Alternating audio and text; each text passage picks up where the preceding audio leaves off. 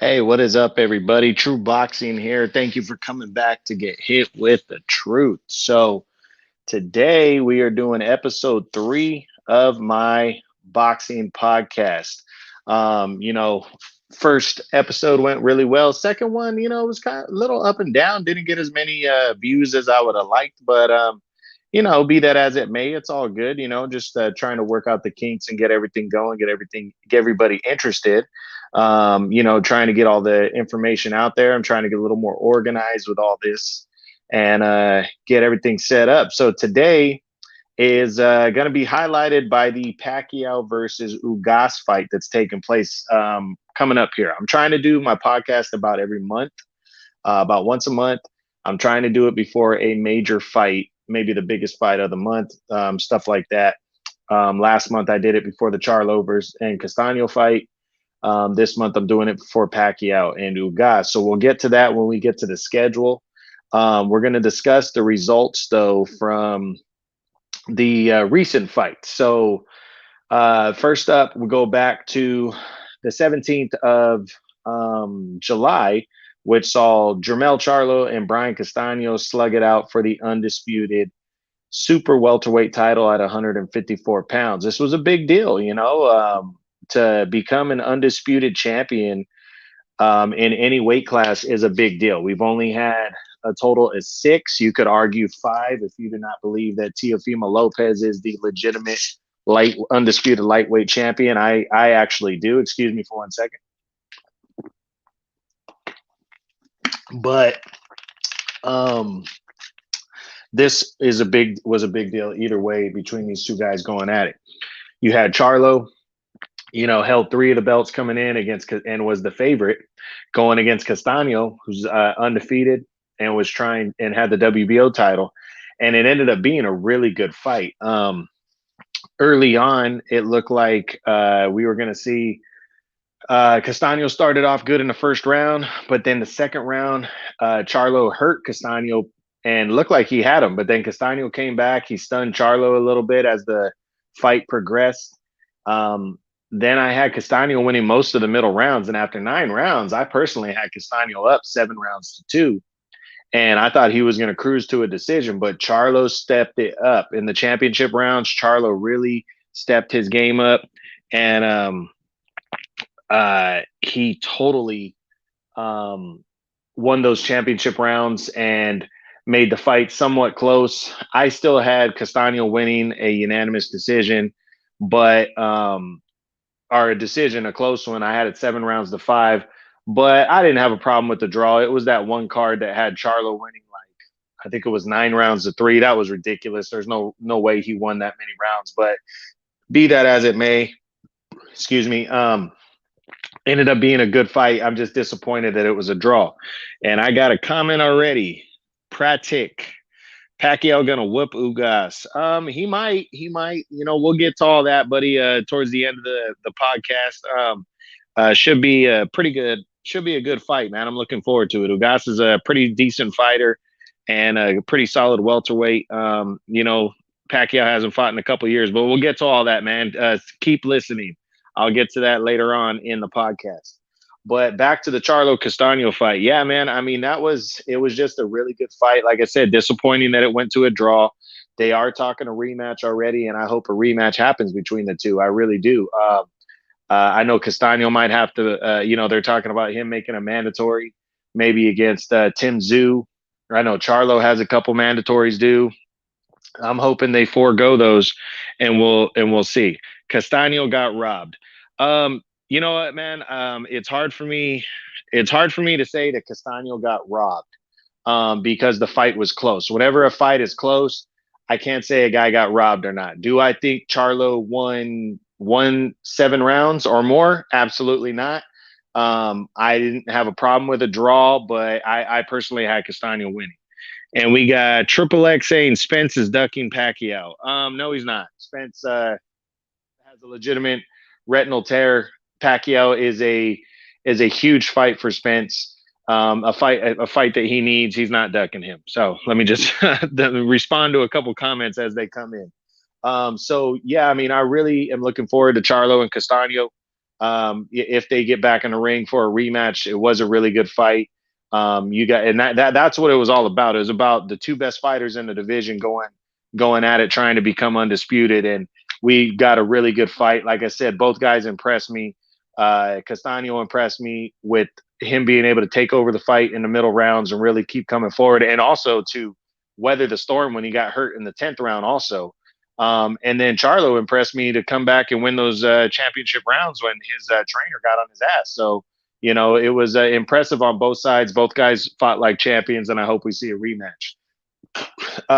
Excuse me, July 24th, you saw Joe Joyce against Carlos Takam at heavyweight. Guys, if you guys haven't seen Joe Joyce, this dude is real deal heavyweight. He's good, man. He's a good fighter. He took on Takam, who's always a challenge for anybody, and Takam hurt him early. He weathered that storm. Joyce did. He's a big boy. He kept coming forward, kept landing big shots, and he hurt Takam in the 6th round and was hitting him with some good ones. The referee jumped in the way a little premature, but I really believe it was just it was inevitable that we were going to see Joe Joyce pull off the win, but he got the win. He wants a big fight next. We'll see what happens. Just keep watching Joe Joyce because he's coming off that win over Daniel Dubois last year, which was a big one. And now he's beating Carlos Takam, and he's only getting better every fight. So I really am looking forward to seeing him back in action following that win over Takam. All right, other fights, other results. On July 31st, we saw Lee Wood upset Shu Kan for the featherweight title. And guys, if you haven't seen Shu Kan fight, that dude is badass. Shu Kan, that guy throws over 1,000 punches a fight, and he hadn't fought in a long time though. It was about a 20-month layoff, and he took on Lee Wood of the United Kingdom. Wood was in his backyard, and Wood whipped his ass, start to finish. He pretty much just beat him to the punch, stopped him in the 12th round, and captured the secondary version of the WBA title. We'll see what the WBA does with that once he's done. Once they're done with their title reduction that the WBA is doing. But that was a big win over a top 5 featherweight for Lee Wood. So congratulations to him. He's already calling out Emmanuel Navarrete and different fighters. So we'll see what happens. Like I said, Lee Wood needs to take advantage of this win right here. That was the good one. So let me see. I got another comment. All the top PBC fighters are taking L's.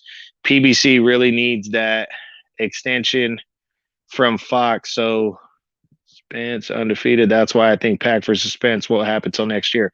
Well, you're probably right. I mean, it's not going to happen until next year, bro. Pac and Spence. I mean, Pac will, if he beats Ugas, he'll probably fight Spence in the first half of next year. I mean, that's when it's going to happen. Pacquiao's not going to come back after August and, come back within 4 months and fight Spence this year.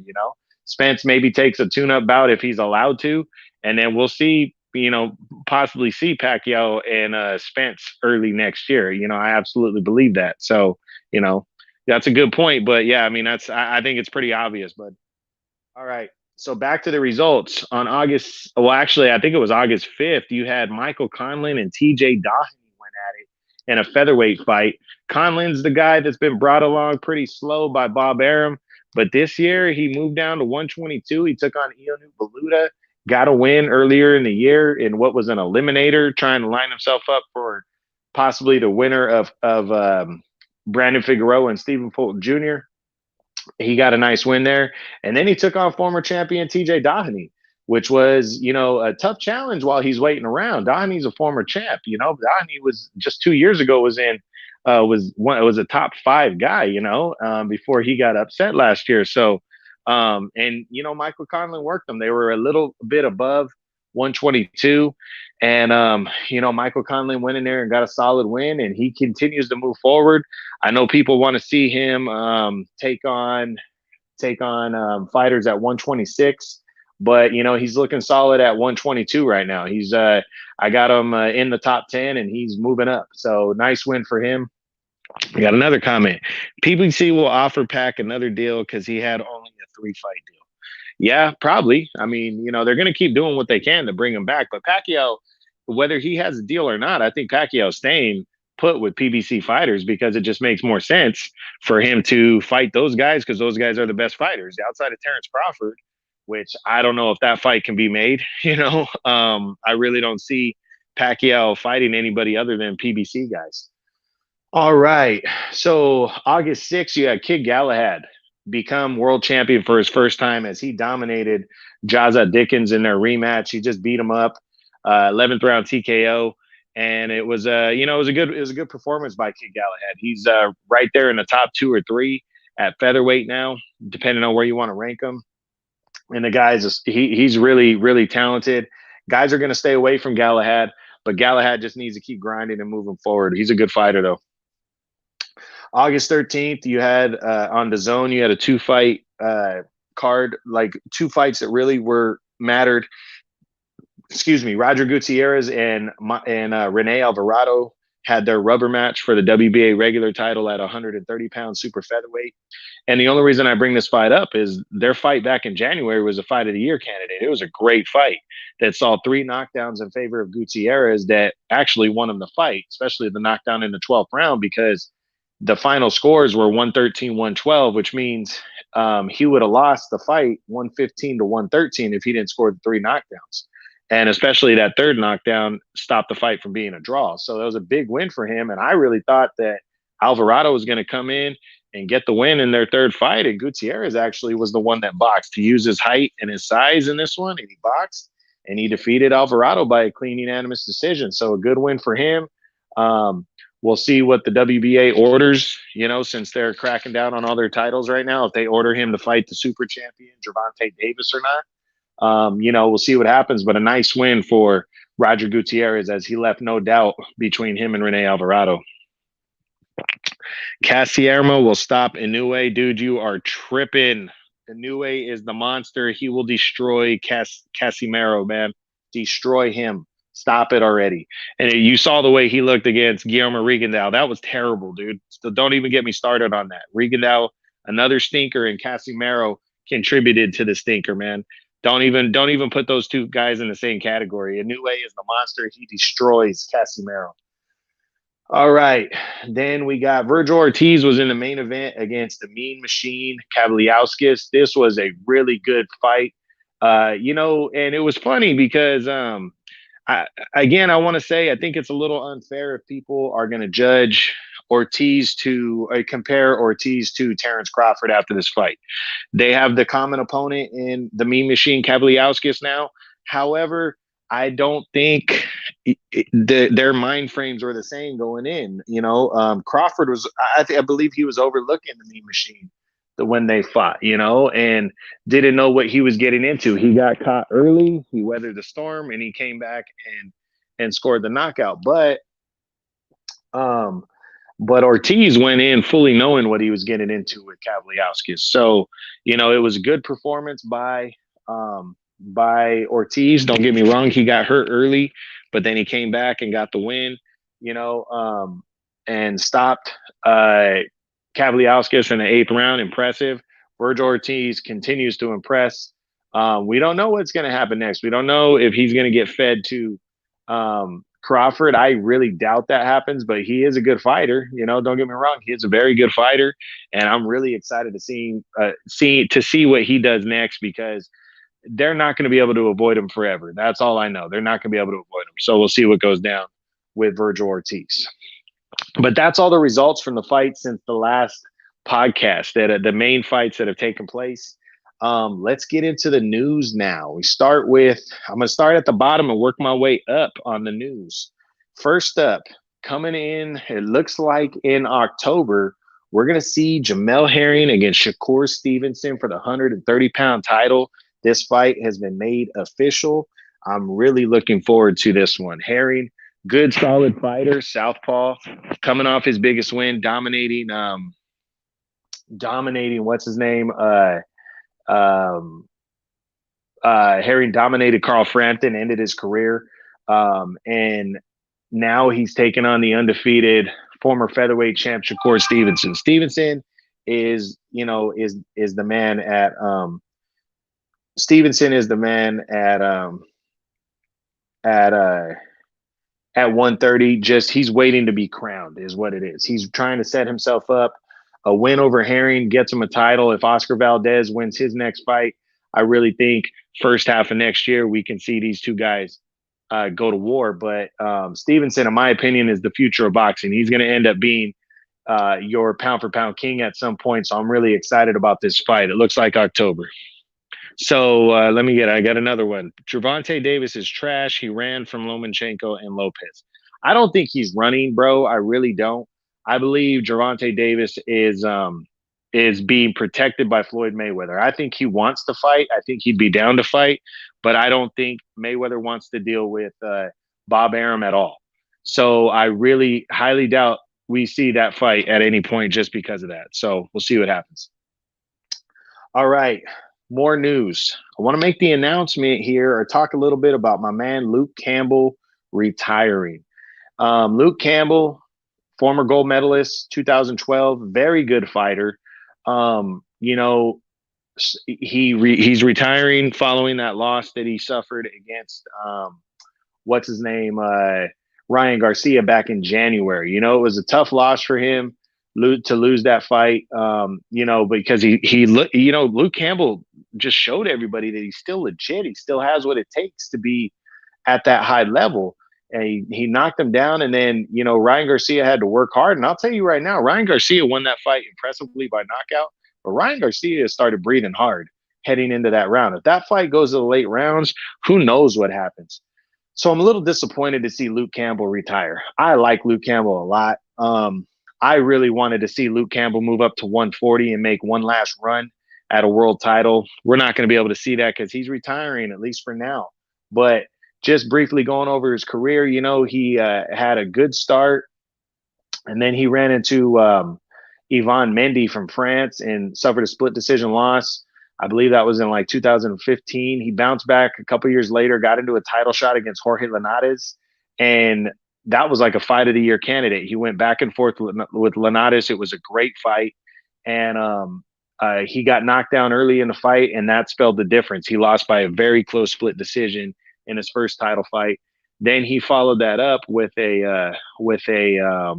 he actually got back in the title contention by beating Yvan Mendy in a rematch back in, I believe that was 2018. And then in 2019, he got the shot against Vasily Lomachenko, where 3 of the 4 belts at lightweight were on the line.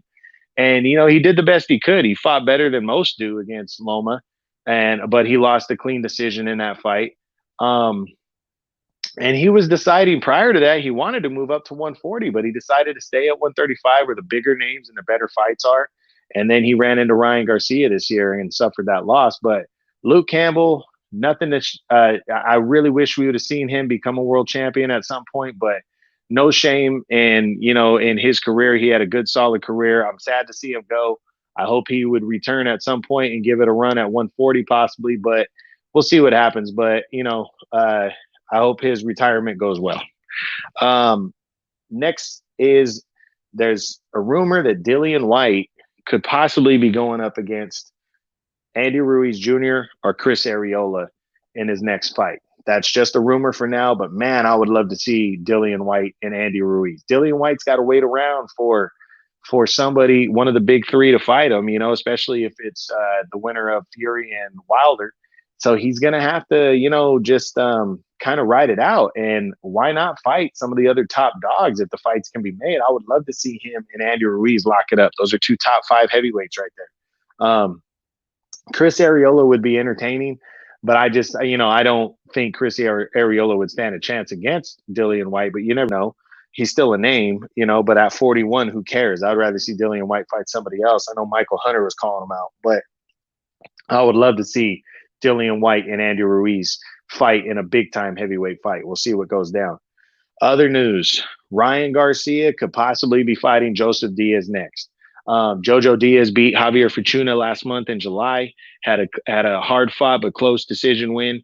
And, you know, in his lightweight debut, these guys are both with Golden Boy. Garcia looks like he's got his stuff figured out, you know, his mental stuff, and their possibility of these 2 guys are locking horns later in the year. Now, I do like the matchup. I think it's 2 good-sized names, 2 talented fighters. I personally think JoJo's a little too small for Ryan. I think Ryan will eat him up, but you never know. It's 2 good names. They're both with Golden Boy. It's a makeable fight. This fight could very, very likely happen. So pay attention, see if that one goes down. We are very close. The next set of news, we're very close to seeing Vasily Lomachenko and Richard Comey getting announced for what looks to be December. Looks like Loma's going to take on Richard Comey. A lot of people are knocking this, and I don't understand why. People are saying they wanted Loma to fight this guy, Loma to fight that guy. Well, people got to understand that, Loma and Richard Comey are with the same promotion. They're both with Top Rank. Richard Comey's coming off of a nice win in his last fight, so he's trying to continue to, work his way back into the mix since that knockout loss to what's his name, to Teofimo Lopez back in December of 2019. But Lomachenko's got to fight somebody, and this is an easier fight to make. I mean, it's hard to get Devin Haney to cross the street to come over to ESPN and to work all that out, man. So, I don't really know. Comey's still a top 10 lightweight, so it's not a bad fight. It's not like Devin Haney and Ryan Garcia are lining up to try to get Lomachenko in the ring.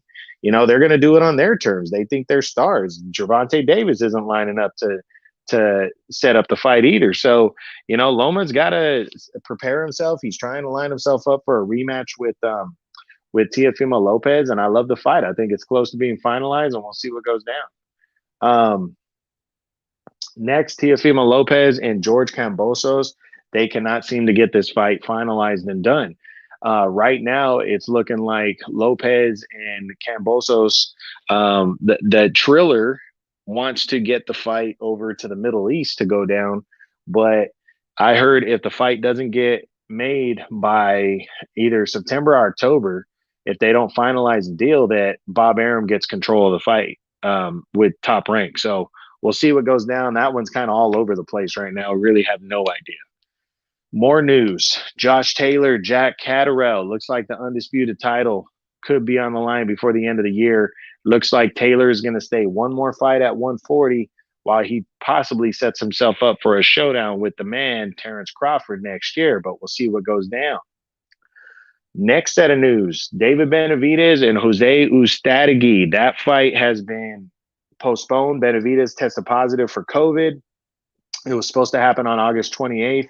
Benavidez, I really was excited about this fight. It's somewhat of a WBC final eliminator. I really hope the fight gets made. It's a good matchup right here. For Benavidez, Ustadegui is a former champ, and I just want to see Benavidez and back in the ring. He's a very exciting fighter. I think it poses the only threat at his best. He poses the only threat against Canelo. But we'll see. We'll see if that fight can be made or not. Okay, Fury will end Wilder's career. I don't know if he's going to end his career. I definitely am favoring him to win the fight, but I really think anything can happen.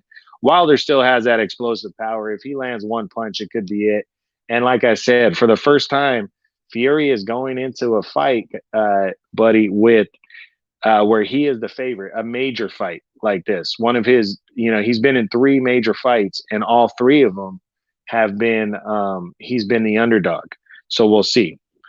Spence faked his injury. He did not fake his injury, dude. Stop it. Jesus, guys, you guys are killing me. This is all speculation. There's no facts. Stop it. All right, on to the next set of news, which is Terrence Crawford and Sean Porter are possibly lining up to fight. Now, the WBO ordered the fight. We know that. Just today, it was announced that their negotiations have hit a standstill, and they might have to go to a purse bid. And I'll tell you right now, this is a good thing if this fight goes to a purse bid, because I already knew ESPN and Top Rank and the PBC and Al Heyman were not going to be able to come together for the fight. I already knew that. So here's the thing about when a title fight goes to a purse bid, guys, they will hold up a certain percentage for each guy. They get to decide. The WBO will decide who gets what, which champion will get more, obviously, and that's Crawford. And then they'll have an auction for bids to be put in to host the fight. And I'm very interested in seeing if ESPN or Top Rank, ESPN and Top Rank, or Al Heyman and the PBC, who puts in a higher bid to win this fight. Because this is a big time fight right here. and I really, really am excited about it. So I cannot wait. I hope that fight happens. It's a really good fight, Crawford and Porter, and it's one that Crawford needs. And I'm hoping we get that fight before the end of the year. I think that fight will probably happen November, December area. So we'll see. Crawford will stop Spence. I don't know if he stops him. I think he beats him for sure. I definitely favor Crawford in that one. All right. And now the last set of news is the news on Canelo and Caleb Plant. How this fight, Canelo could not find an opponent in time for September 18th, so he's off of that date. And it's looking like November is going to be when Canelo gets back to it and going after the undisputed title against Caleb Plant. We're hoping these two guys are talking again, trying to hammer out some details. The fight would likely go to Fox pay-per-view or Showtime, and we're going to see what happens. I really hope it's Canelo and Plant, though. I really do. I think that's a good fight, and Canelo really wants to be the undisputed champion. So let's hope, let's keep our fingers crossed that by the next time, the next podcast, number 4, we're talking about Canelo and Caleb Plant locking horns in November for the undisputed super middleweight title. All right, guys. So that's all the news that I got for you. Let's get into all the fights that are coming up now. We start with this weekend, four fight pay-per-view card. We got Pacquiao and Ugas in the main event. I want to go over the whole card real quick, though. If you're going to decide to order it, I want to give you the guys that are coming up on the undercard because it's a pretty solid card. Canelo juice to the gills. Dude, stop it already. Another just pure speculation thing that you have no idea what you're talking about. Stop it.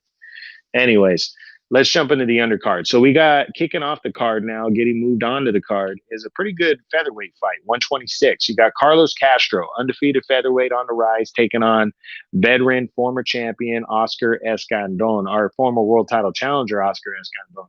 This is a good fight for Castro right here. If Castro's a real deal, he's going to get in there and he's going to beat up on the veteran Escandon and leave no doubt. We'll see what happens. That's kicking off the card. Should be pretty solid featherweight action right there. Next fight is another undefeated featherweight on the rise, Mark Magsayo. I believe he's from the Philippines or somewhere in that area. He's taking on Julio Ceja, the former 122-pound champion. Good fight for Magsayo right here. If he can get in there and dominate Ceja, then he's the real deal at featherweight. He's proven that he's on the rise and moving into a wide open division at featherweight. He's throwing his name in the hunt, in the mix. So pretty decent featherweight action right there. 2 fights to kick off the card, both undefeated featherweights trying to make themselves known, taking on 2 veterans. Now, speaking of veterans, the co-feature on Saturday is Robert Guerrero against Victor Ortiz, 2 former world champions. Just going to get in there and slug it out. Who knows what we're going to see? Who knows what kind of fight we're going to see? These 2 guys are not even near the top 10 anymore, are relevant in terms of being at the top of the division. Excuse me. But they are names and they're former champs, and they're going to be competing. To tell you the truth, I don't know who to pick in this one. I don't really care, to be honest, who wins this fight. Because I'm from Gilroy, where Robert Guerrero's from, I'll take Robert Guerrero to win the fight, but I really am just throwing it out there. I also got Carlos Castro and Mark Magsayo to get wins.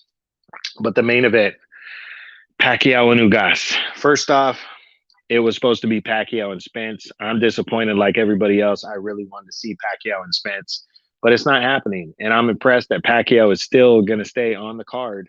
It's still going to keep that, main event and take on Yordenis Ugas for the WBA Super Championship. This is a big fight, guys.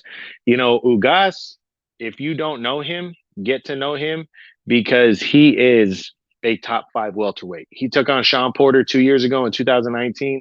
There's a lot of people that feel he should have won that fight, that he got robbed for the title. And that was right before Porter fought Errol Spence in that unification bout.